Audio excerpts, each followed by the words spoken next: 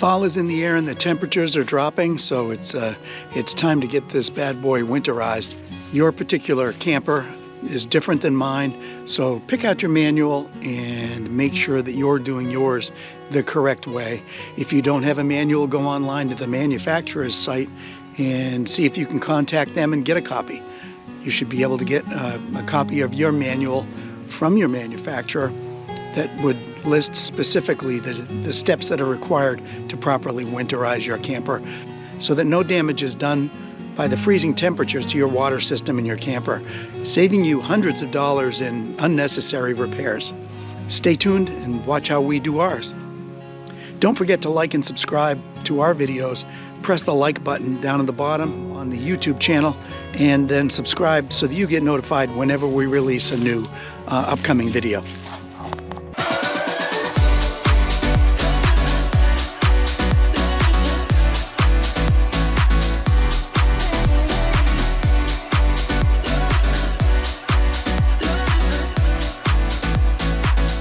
Don't forget, before you start your winterizing project, to make sure that your gray tanks and black tanks are emptied.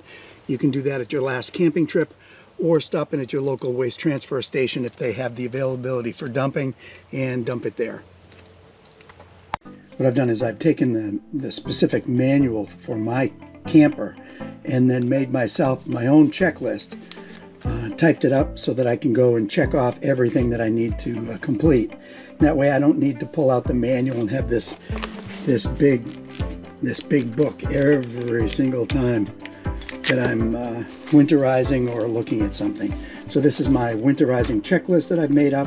It's one sheet of paper, and I can check off and as I do things, and I can make small notes. It makes it quite easier, and then I can store that, print it out, keep another copy in here, or just put it on my computer, or even email it to other people. Pay attention to the winterizing, not the GoProing. What? Yeah, you heard me. I'm gonna turn off the battery disconnect and pull that out completely and do the pressure release. Let's see if I can get this.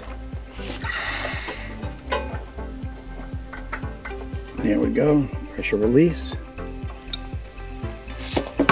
And I remove. I do not have the 15/16 inch, so I want to remove the anode rod.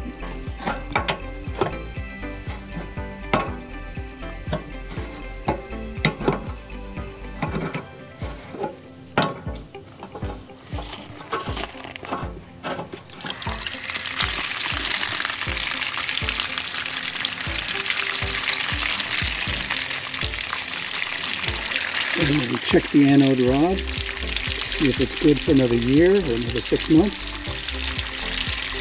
Let all the water drain out.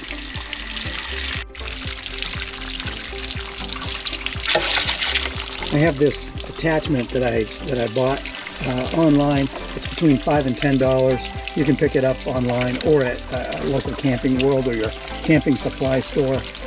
And I spray the inside of the tank once this is attached to a hose, and you can see that there's debris that comes out, and that's from the anode rod.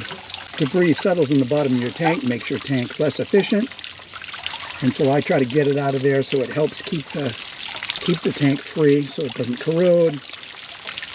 And then once the water is running clear, then I turn that off and let the rest of the water drain out. And that is very clear. I won't put a plug in that afterwards. I'll actually put a paper towel to keep water from either going in or coming out.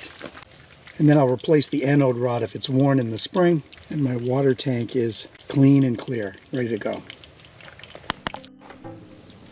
Locate your low point drains on your camper, and then what I do, because I've got stone underneath and I don't want it to wash away, I've got a little rain gutter drop right here, and then I will just open up both of these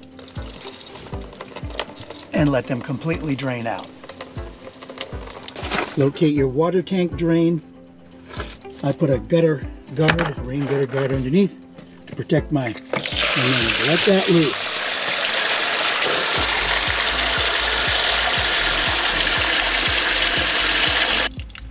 On my camper, there's a secondary water valve. So I've placed the rain gutter underneath, and I will pull that.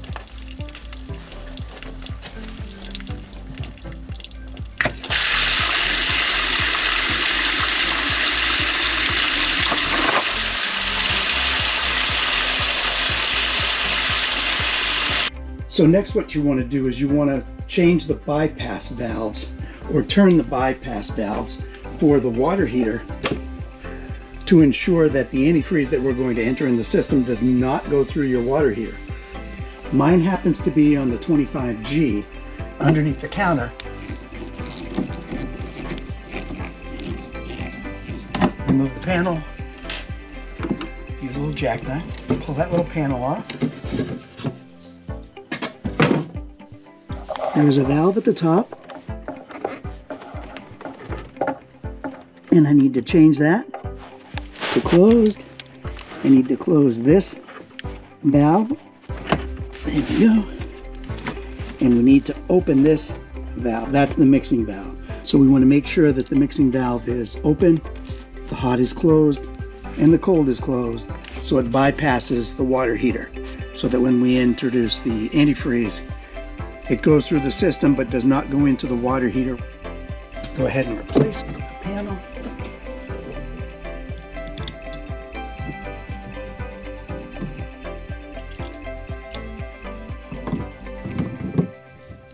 In the spring, when you de-winterize, you will change that back to the opposite, where it is open on the cold, open on the hot, and closed on the mixing.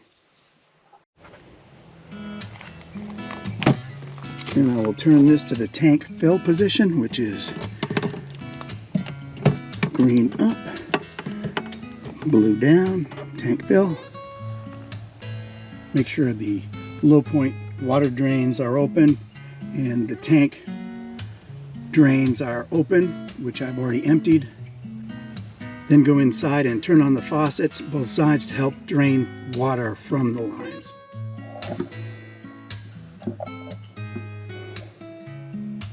Put that in the middle.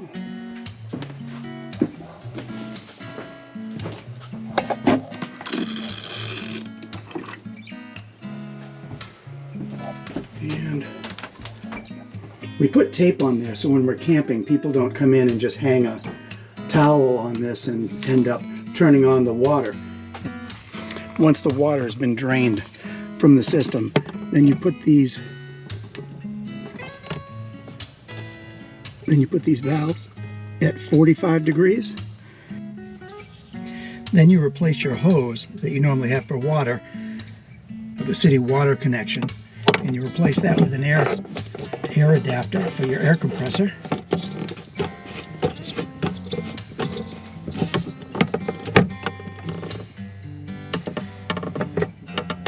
Make sure your air compressor has a regulator where you can regulate it down below 40 psi.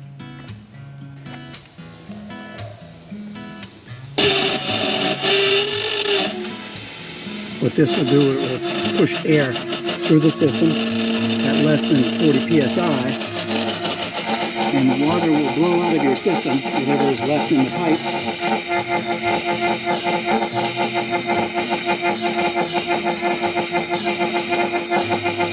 Let that run for 10 to 15, 20 seconds or so, just to help. And once that's done, and then you can disconnect this. Now I'll close back the valves. These are the low point drains, so they're closed up now. With no more water coming out of the water tanks, I'll close the tank drain valves. Next, change your valves to Winterize, which is right here. Change them from the 45 to the Winterize, and connect a short section of garden hose.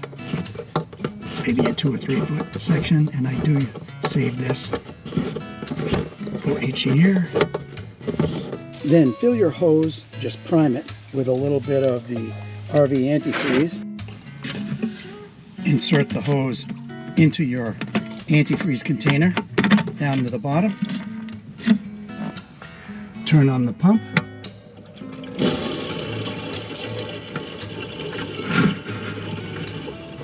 Then run both hot and cold faucets until the antifreeze comes out. That's hot. Cold.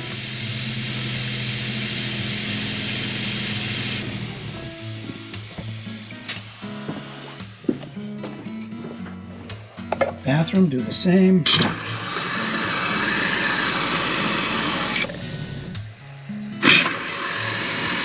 Hot and cold. And then of course, the shower on. And so I'm going to use there's the shower. That's the hot.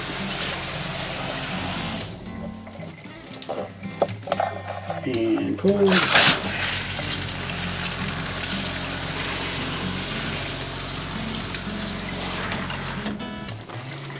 And that should be it. I'll go around and I'll check both the sink, the shower, and so forth, and I'll wipe this up, let this drain through. Do not forget the toilet. And then I always leave some in the trap just to make sure that the seal stays lubricated throughout the winter, and make sure that you have a little bit of antifreeze poured right into the traps in case there is water in there. Do that in the kitchen sink also. Even though some ran down through, I want to make sure that there's enough in that trap to ensure it doesn't get frozen. I'll come back and actually wipe down the insides of the sinks, the shower, to make sure that the antifreeze isn't left so that it can stain any of the plastics. And don't forget to winterize your outside shower connections if you've got them. Cold and hot. Well, that's it for my winterizing video. Hope you like it. It's just the way in which I winterize my camper. It's a Grand Design Momentum G-Class 25G. I used about 2.5 gallons of RV antifreeze. I'll put a couple of links to the items that I've actually used winterizing the camper down in the description. Check it out. Let me know what you think, and don't forget to click on the like button down on the bottom to let me know that you liked the video. And then also try to subscribe to get notified when I do release another video in the series. And Jane's doing the last minute cleanup after what? 2 days or 1 day of actually picking up, organizing, packing? A couple days. I did it over a couple days, a couple hours here, taking out all the stuff from camping, and then came back in and just packed up all the stuff for the winter. When I was doing my winterizing, and now she's... I still have to buy like the dryer sheets and some soap. Oh yeah, put around, just anything to keep the mice out. We didn't have any trouble last year, but yep. We just keep checking it every couple of weeks during the winter to make sure there's nothing going on. Don't forget to click like and subscribe. Why do they subscribe? Because they like it. And they want to hear more, see more, I should say. Hear and see more videos of your wonderful videos. Wonderful videos.